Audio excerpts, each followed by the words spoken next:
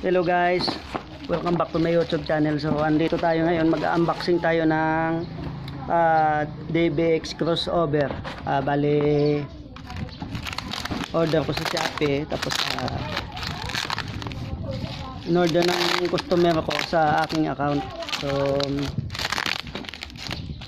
nagkahalaga nito ng 1,800, bali kasama ng shipping. DBX crossover.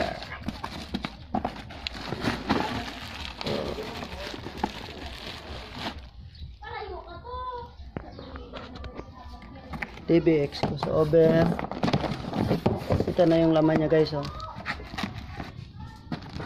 Order namin sa Shopee, bali order ng customer ko sa aking account lang, yung pinadaan na sa aking account.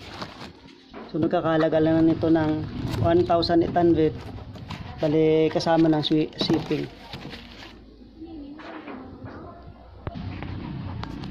Ito na sa guys, oh.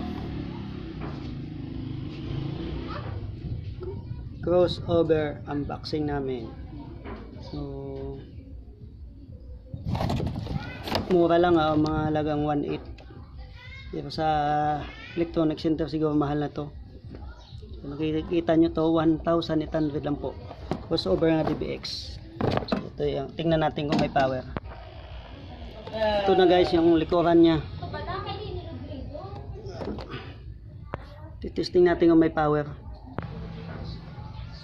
Ayan na sa guys, so may ilaw na. So salamat seller. So maganda yung pagkahatid ng Shopee. Salamat sa rider na nagdala nito. Salamat seller. So maganda. DBX equalizer, 3-way, 2-way, 4-way crossover po. So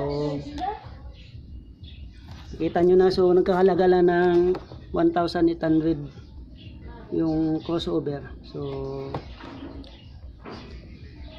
don't forget like and subscribe. Salamat guys.